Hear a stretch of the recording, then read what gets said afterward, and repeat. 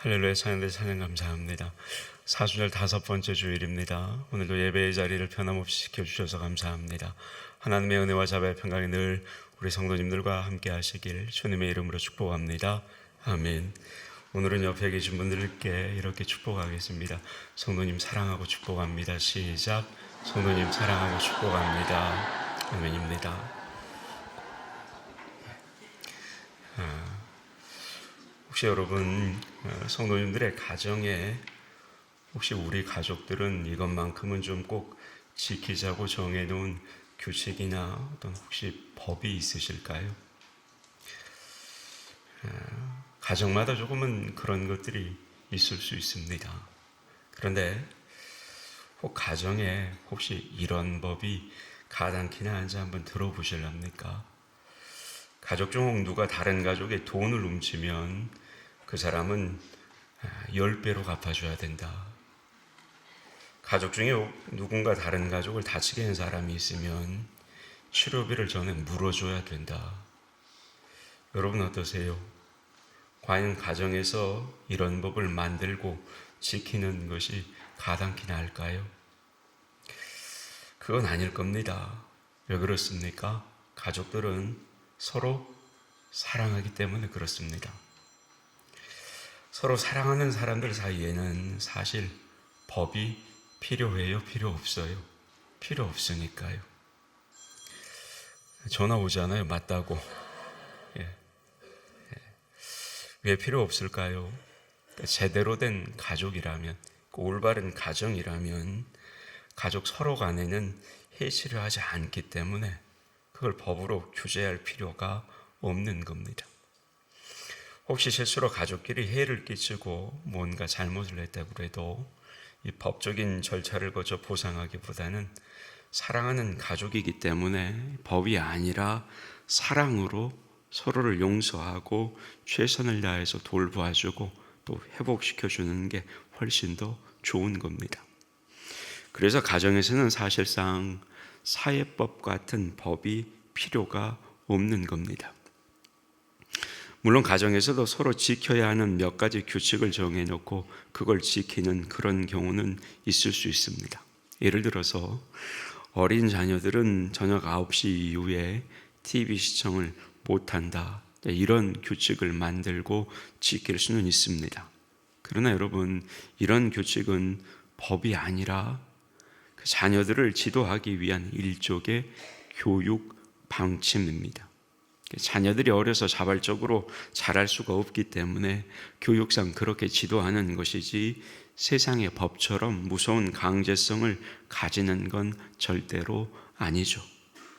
무슨 말이냐 여러분? 다시 말해서 진정으로 사랑하는 사람들 사이에서는 법이 필요 없다는 겁니다. 여러분, 오늘 본문이 가르쳐주는 첫 번째 메시지가 바로 이겁니다. 오늘 본문 말씀을 한번 보시기를 바랍니다. 사랑하면 율법을 다 지키게 된다. 이렇게 증거하는데 이 의미를 가진 표현이 오늘 본문에만 3번이 나옵니다. 먼저 8절 하반절을 보십시오. 뭐라고 그럽니까? 남을 사랑하는 자는 율법을 다 이루었느니라. 그러니까 사랑하면 율법을 다 이루는 것이다 말씀하죠. 다음으로 9절 보시기 바랍니다. 간음하지 말라, 살인하지 말라, 도둑질하지 말라, 탐내지 말라 한 것과 그 외에 다른 계명이 있을지라도 내 이웃을 내 자신과 같이 사랑하라 하신 그 말씀 가운데 다 들었느니라. 그러니까 다 들어있다 이 말이에요. 모든 계명이 이웃을 사랑하라는 말씀 안에 다 들어가 있다는 겁니다. 10절 하반절도 비슷합니다. 그러므로 사랑은 율법의 완성이니라. 이렇게 사랑하게 되면 율법을 다 지키게 되기 때문에 사랑하면 율법이 필요 있다 없다? 필요 없다는 겁니다. 그런데 여러분, 이건 사실 너무나 당연한 말씀입니다. 생각해 보세요. 하나님은 우리를 사랑하시죠. 그래서 하나님은 우리가 잘 되고 행복하기를 바라시고 또 바라시는 겁니다. 그렇다면 여러분, 우리가 아버지라고 부르시는 그런 하나님이 우리가 어떻게 살기를 바라시겠습니까? 서로 해치지 않고 도와주며 살기를 바라시는 것, 그건 당연한 겁니다. 여러분이 부모 입장에서 내 자식들이 싸우며 사는 게 좋습니까? 우애하며 사는 게 좋습니까? 예, 당연한 거예요. 그래서 하나님께서 우리에게 주신 계명을 살펴보면 서로 해치지 말고 도와주어라, 이 내용으로 요약이 되는 겁니다. 여러분, 10계명을 한번 생각해 보시게요. 살인하지 말라, 간음하지 말라, 도둑질하지 말라, 거짓말하지 말라, 탐내지 말라. 오늘 9절에 나와 있지 않아요? 여러분, 이 모든 계명이 다름 아니라 이웃을 해치지 말라는 겁니다. 그런데 어떻습니까? 우리가 사랑하는 사람들에게는 절대 이런 짓을 해요, 안 해요? 안 하죠. 사랑한다고 말하면서 이런 짓을 하면 그건 진짜 사랑이 아닌 겁니다. 오히려 내가 사랑하는 사람이 안타까운 일을 당하게 되면 어때요? 도와주는 겁니다. 혹여 사랑하는 사람이 이런 일을 당하면 안타까워하고 도울 수 있는 방법이 뭐가 있을까 고민하면서 내가 사랑하는 그 사람을 도와주는 거죠. 이렇게 되면 오늘 말씀의 제목처럼 분명히 사랑이 율법의 완성이 되는 겁니다. 자, 그러면 여러분, 오늘 본문이 말하는 사랑은 어떤 사랑일까요? 하나님 사랑일까요? 이웃 사랑일까요? 이웃 사랑입니다. 9절 하반절 보시기를 바랍니다. 뭐라고 기록해요? 내 이웃을 내 자신과 같이 사랑하라 하신 그 말씀 가운데 다 들었느니라. 내 이웃을 내 자신과 같이 사랑하라, 이렇게 말씀하죠. 따라서 여러분, 오늘 본문은 분명히 이웃 사랑을 말씀하고 있는 겁니다. 그렇다면 여러분, 본문의 이 사랑이 율법의 완성이라는 이 말씀은 이웃을 사랑하면 모든 율법을 다 지키는 것이 된다, 그런 뜻일까요? 달리 말해서 이웃을 사랑하면 하나님을 사랑하라는 계명까지도 다 지키게 되느냐, 이 말입니다.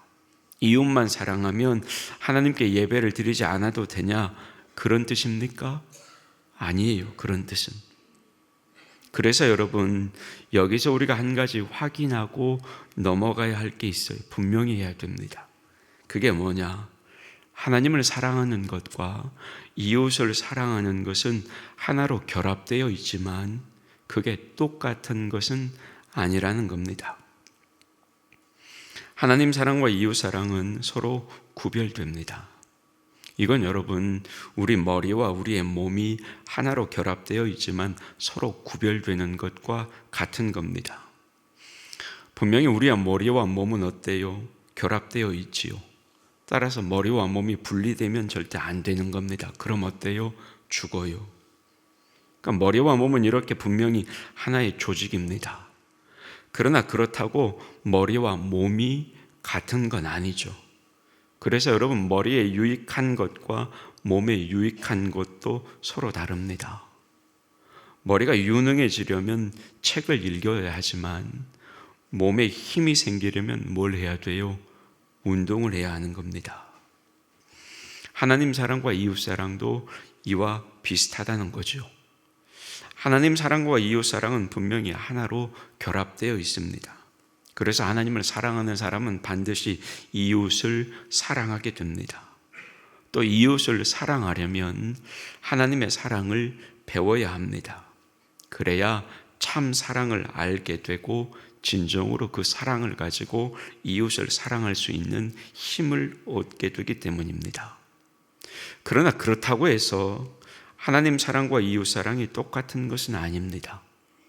하나님을 사랑하는 모습과 이웃을 사랑하는 모습은 서로 다른 경우도 많이 있습니다. 예를 들어 하나님을 사랑하면 어때요? 오늘처럼 여러분이 하나님께 나와서 예배를 드리죠. 하나님을 사랑한다고 표현하는 겁니다. 그러나 여러분, 우리가 하나님께 예배만 드린다고 해서 그것이 이웃을 사랑하는 것은 아닙니다. 마찬가지로 아무리 이웃을 사랑해도 우리가 하나님께 예배를 드리지 않으면 어때요? 그건 하나님을 사랑하는 것이 아닙니다. 이렇게 하나님 사랑과 이웃 사랑은 구별이 됩니다. 그래서 우리가 이웃을 사랑한다고 해서 하나님을 사랑하라는 그 계명까지 잘 지키는 것은 아닙니다. 따라서 오늘 본문에서 이웃사랑이 율법의 완성이라는 이 말씀은 이웃사랑이 이웃에 대한 모든 율법의 완성이라는 뜻이지 하나님에 대한 모든 율법의 완성이다 이 뜻은 아니라는 겁니다. 그래서 여러분 오늘 본문 9절에서도 유심히 보신 분은 아실 거예요. 9절 말씀에서도 모든 계명이 이웃사랑 안에 다 들어있다고 말씀할 때 10계명 중에서 뭐하고 관련된 계명만 예로 들고 있어요? 이웃과 관련된 이웃과 관련된 계명만을 예로 들고 있는 겁니다. 이런 이유로 하나님에 대한 계명은 예로 들지 않는 거예요. 그러니까 여러분 오늘 본문은 이런 뜻입니다. 사랑이 율법의 완성이라는 이 말씀을 넓은 의미로 보면 하나님을 사랑하고 이웃을 사랑하는 것이 모든 율법의 완성이다 이 뜻이에요. 그러나 하나님 사랑과 이웃 사랑이 구별되기 때문에 이웃 사랑만 놓고 보면 오늘 본문은 이웃을 사랑하는 것이 이웃에 대한 모든 율법의 완성이다 이 뜻입니다. 따라서 오늘 본문이 이웃 사랑을 가르쳐주고 있기 때문에 오늘은 이웃 사랑에 대해서만 함께 말씀을 살펴보겠습니다. 자, 여러분 오늘 본문을 좀 구체적으로 보겠습니다. 오늘 본문을 보면 사랑이 율법의 완성이다 이렇게 증거하는데 그렇다면 이웃을 어떻게 사랑해야 모든 율법의 완성이 될까요? 본문은 여기에 대해서 우리에게 두 가지를 가르칩니다. 첫 번째는 뭐냐? 어떤 사람까지 이웃으로 사랑하느냐 이겁니다. 소위 말해서 이웃사랑에 대한 넓이입니다. 이웃사랑의 넓이를 가르쳐요. 그리고 다른 하나는 뭐냐? 얼마나 이웃을 사랑하느냐. 이건 뭘까요? 넓이를 이야기했으니까 이건 이웃사랑과 관련된 깊이를 말하는 겁니다. 오늘 말씀은 여러분 이웃사랑의 넓이와 깊이를 우리에게 가르쳐줘요.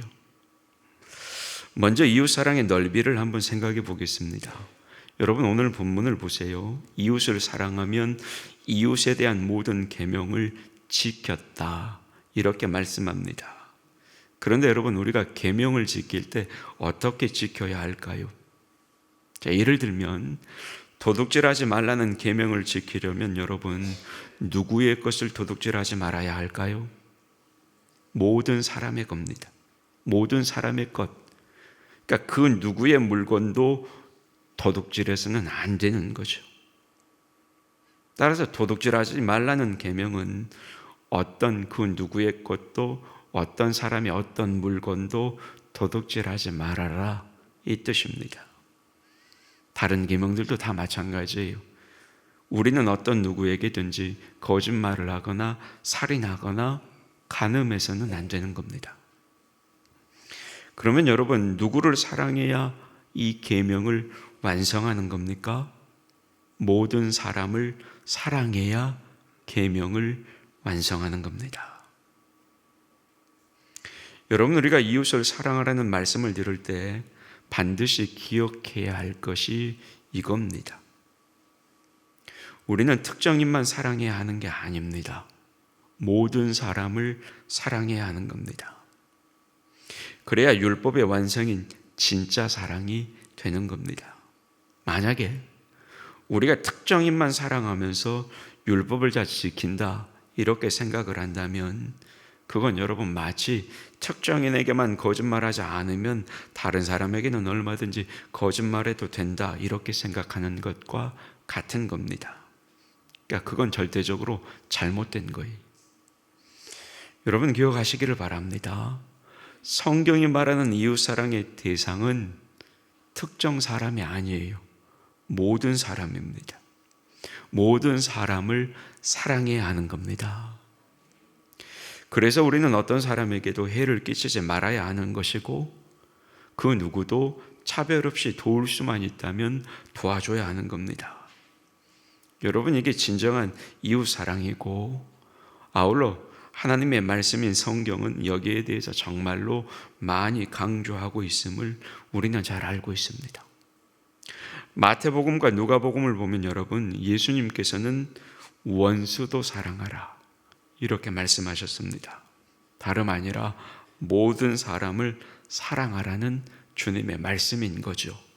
뿐만 아닙니다. 로마서 12장 17절과 18절의 말씀을 보면 이렇게 가르칩니다. 화면 보시고 함께 받겠습니다. 시작. 아무에게도 악을 악으로 갚지 말고 모든 사람 앞에서 선한 일을 도모하라. 할 수 있거든 너희로서는 모든 사람과 더불어 화목하라. 아멘. 성도 여러분, 이렇게 모든 사람을 사랑하는 것이 하나님께서 우리에게 보여주시고 가르쳐 주신 사랑의 넓이입니다. 예수님은 마태복음 5장 44절에서 48절까지의 말씀에서 이렇게 우리에게 말씀합니다. 방송실 자막을 조금 다음 절로 넘어가면 빨리 좀 넘겨주시기를 바랍니다. 좀 길지만 마태복음 5장 44절에서 48절까지 함께 받겠습니다. 시작. 나는 너희에게 이르노니 너희 원수를 사랑하며 너희를 박해하는 자를 위하여 기도하라. 이같이 한즉 하늘에 계신 너희 아버지의 아들이 되리니 이는 하나님이 그 해를 악인과 선인에게 비추시며 비를 의로운 자와 불의한 자에게 내려주심이라. 너희가 너희를 사랑하는 자를 사랑하면 무슨 상이 있으리요? 세리도 이같이 아니하느냐? 또 너희가 너희 형제에게만 무난하면 남보다 더하는 것이 무엇이냐? 이방인들도 이같이 아니하느냐? 그러므로 하늘에 계신 너희 아버지의 온전하심과 같이 너희도 온전하라. 아멘. 여러분, 주님의 이 말씀을 잘 보세요. 특정한 사람만 사랑하는 것은 세상의 온갖 악한 사람들도 다 할 수 있는 사랑이다. 이렇게 주님도 말씀하셨습니다. 내 마음에 맞는 사람만 사랑하는 것, 그건 사랑이에요? 아니에요? 그건 사랑이에요? 아니에요?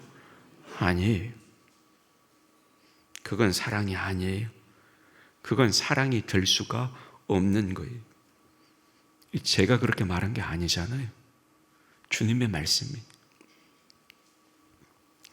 따라서 여러분, 우리가 정말로 서로 사랑하는 그리스도인, 정말로 서로 사랑하는 나주교회 성도가 되려면 모든 사람을 사랑하는 사람이 되어야 하는 겁니다. 그런데 어때요? 이렇게 하기가 쉽습니까? 결코 쉽지 않죠, 사실. 저와 여러분을 보면. 여러분, 우리를 속이는 사람이 얼마나 많이 있습니까? 세상에. 나와 가치관이 다르고 생각이 다른 사람도 많이 있죠. 내가 미워하고 반대로 나를 미워하는 사람들도 있습니다. 그런데 우리가 어떻게 그 모든 사람들을 사랑할 수가 있겠습니까? 우리 힘으로는 그래서 못하는 겁니다. 그러나 여러분, 우리가 우리의 힘으로 신앙생활을 하는 건 아니지 않습니까? 지난주에도 말씀드렸듯이 우리는 세상을 이기신 예수님의 그 은혜를 힘입어서 신앙생활을 하는 겁니다. 여러분, 내가 의로워서가 아니에요. 주님의 그 은혜를 힘입어서 신앙생활을 하는 겁니다. 그런데 그 은혜를 주신 예수님은 어때요? 정말로 모든 사람들을 사랑하셨습니다. 그리고 지금도 우리와 함께 하시며 우리가 이런 온전한 사랑의 삶을 살도록 도와주시는 겁니다. 여러분, 솔직히 예수님의 관점에서 나를 한번 생각해 보세요. 주님이 과연 나를 바라보실 때 내가 주님의 마음에 쏙 들게 신앙생활을 하고 있을까? 그렇지 않다는 건 우리 자신이 더 잘 알잖아요.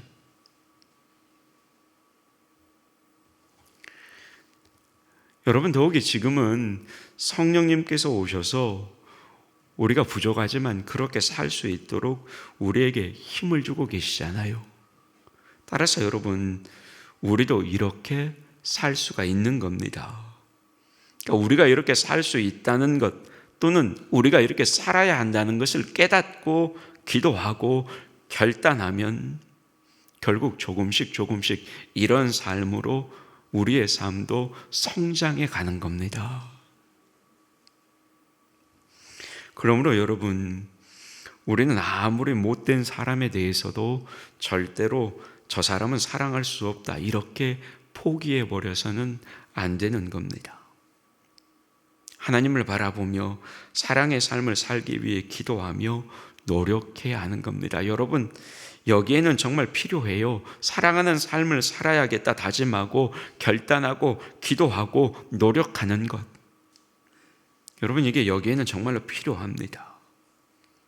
우리가 이렇게 한다면 하나님께서 반드시 우리를 도와주시는 겁니다. 왜일까요? 여러분, 이런 온전한 사랑의 삶을 살라고 명령하시는 분이 누구세요, 지금? 하나님 아닙니까? 따라서 하나님이 명령하셨으니 우리가 결단하고 노력하면 하나님이 도와주시는 것은 당연한 거 아니겠냐고요. 따라서 여러분, 다짐하고 결단하셔야 하는 겁니다. 그리고 기도하고 노력하셔야 하는 겁니다. 거기에 하나님의 도우심이 함께 하시는 겁니다. 그렇게 되면 우리도 온전한 사랑의 삶을 살아갈 수가 있는 겁니다. 다음으로 여러분, 이제 이 이웃사랑의 넓이에 대해서 들었으니까 이웃사랑의 깊이에 대해서 한번 생각해 보시기. 여러분, 우리가 이웃을 얼마나 사랑해야 할까요? 말씀에 의하면 오늘 말씀이 뭐라고 그래요? 이웃을 내 자신처럼 사랑해야 한다, 그렇게 말씀합니다. 그러니까 우리가 이웃을 사랑해도 그 이웃을 내 자신처럼, 자기 자신처럼 사랑하지 않으면 어때요? 얼마든지 내 유익을 위해서는 이웃을 해칠 수가 있기 때문입니다. 근데 그건 진정한 사랑이 아니죠. 그래서 여러분, 이웃을 내 자신처럼 사랑해야 진짜 이웃 사랑이 되는 겁니다. 그러면 이웃을 자기 자신처럼 사랑하는 것은 어떻게 하는 걸까요? 여러분, 내 몸과 내 몸이 아닌 것의 차이가 뭡니까? 어떤 사람이 이제 도둑질을 하다가 잡혀서 재판을 받게 되었습니다. 판사가 이 사람에게 6개월 징역을 내렸습니다. 그러자 도둑질한 사람이 판사에게 이렇게 항변했습니다. 아니 판사님, 도둑질은 내 손이 했는데 왜 내가 감옥에 들어가야 됩니까? 그러자 이 판사가 웃으면서 이렇게 말했습니다. 그러면 좋습니다. 피고의 손을 6개월의 징역에 처합니다. 그러자 이 도둑질한 사람이 좋아하면서 자기 손을 쑥 빼놓고 재판장에 놓고 나가버렸습니다. 그 사람의 손이 뭐였냐? 의수였습니다. 자, 여러분, 판사는 그 사람의 손을 징역에 처하면 당연히 그 사람도 감옥에 들어갈 줄 알았습니다. 맞는 생각이죠. 세상에 6개월 징역을 피하려고 자기 손을 잘라낼 사람이 어디 있겠습니까? 그러나 여러분, 손이 내 것이 아니라면, 의수라면 얘기가 달라지죠. 의수라면 얼마든지 버릴 수가 있는 겁니다. 여러분, 이게 내 몸과 내 몸이 아닌 것의 차이입니다. 내 몸이 아니라면 내 유익을 위해서는 언제든지 버려버릴 수 있지만, 그러나 진짜 내 몸이라면 어때요? 그건 버릴 수가 없는 겁니다. 그러면 여러분, 그 손이 내 몸인지 내 몸이 아닌지 어떻게 알 수 있을까요? 쉬워요. 바늘로 찔러보거나 돌로 내리쳐보면 알아요.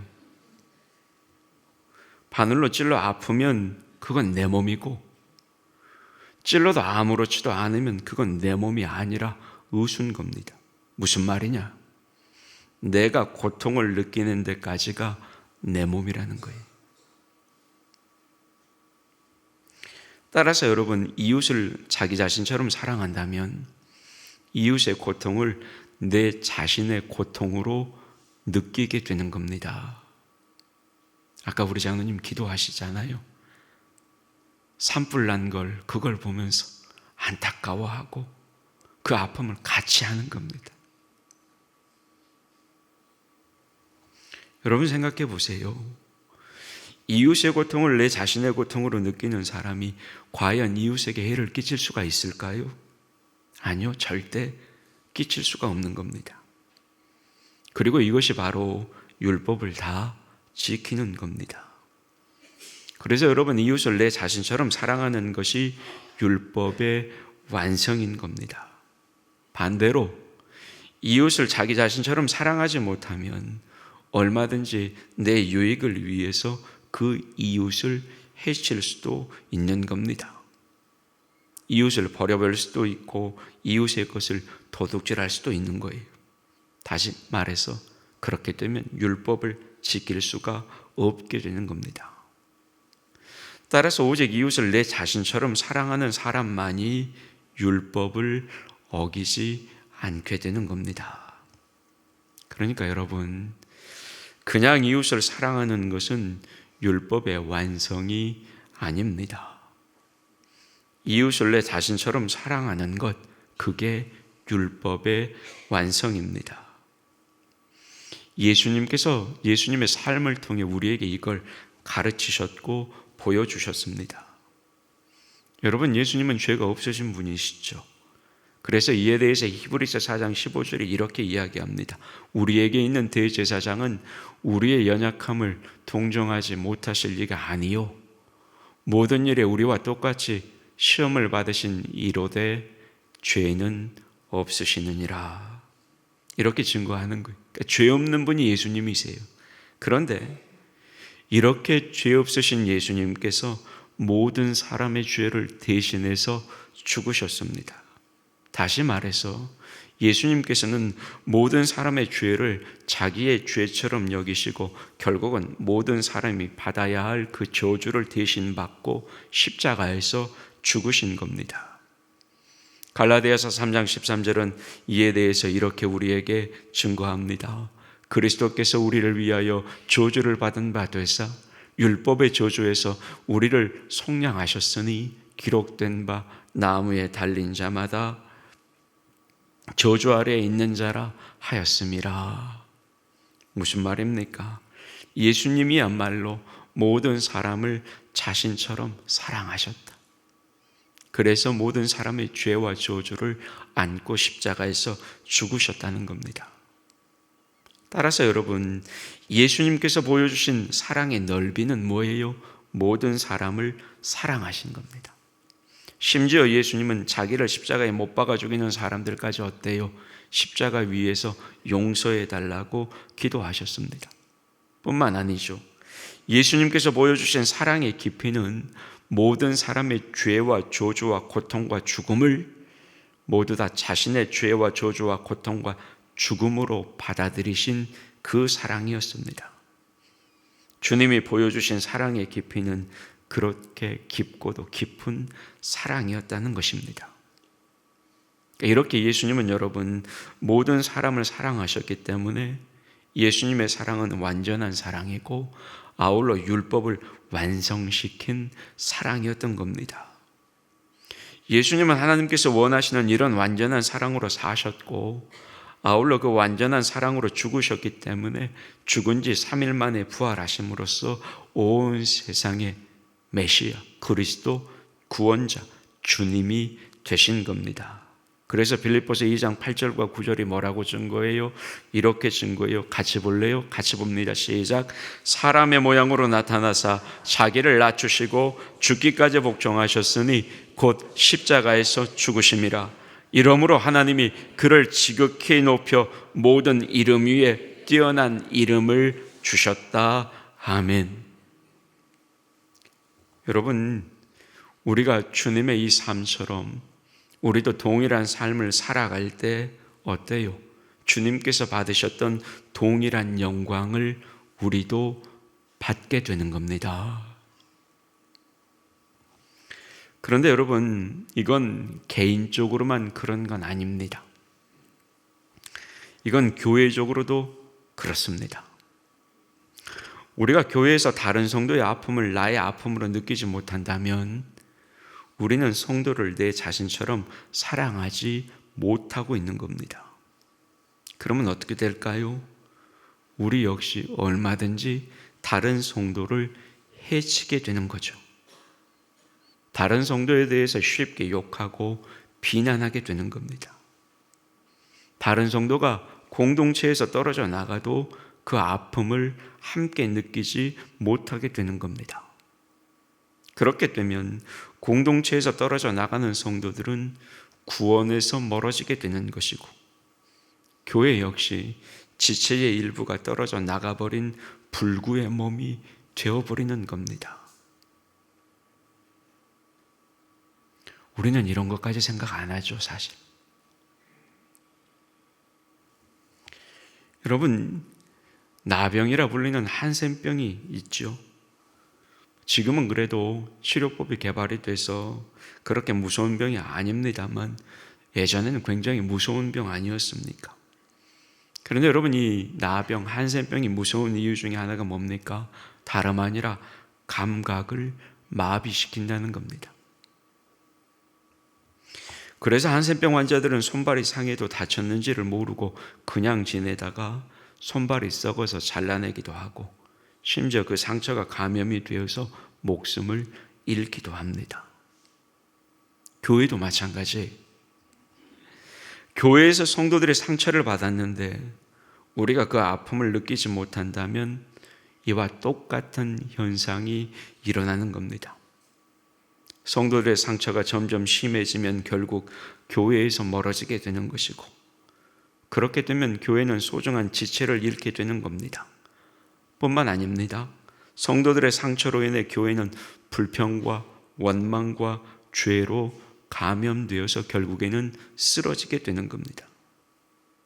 따라서 여러분, 우리가 다른 성도들을 내 자신처럼 사랑하며 그 아픔을 내 아픔처럼 느낄 수가 있어야 우리 모두가 함께 살고 교회도 살아서 성도다운 성도가 되고 교회다운 교회가 될 수가 있는 겁니다.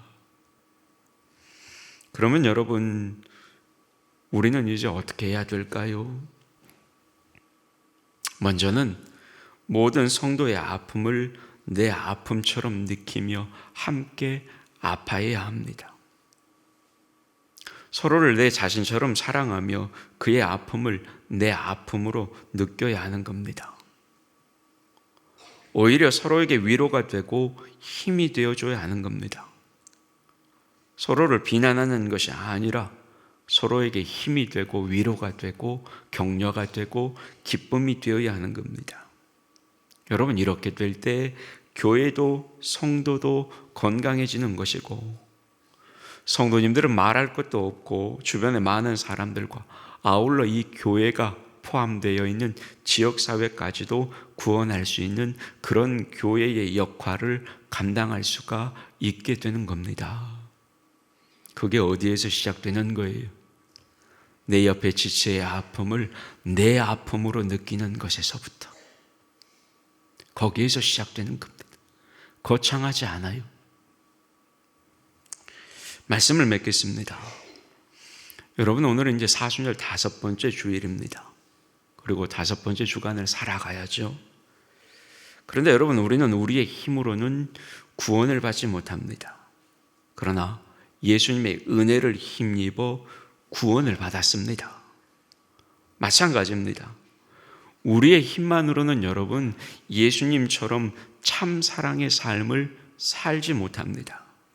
그러나 예수님의 은혜를 힘입으면 예수님처럼 참 사랑의 삶을 살 수가 있습니다.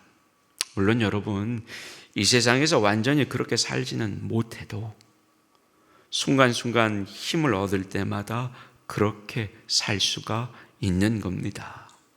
그러면 어때요? 우리의 삶 전체가 예수님을 닮아가는 삶으로 성장하고 성숙하게 되는 거죠.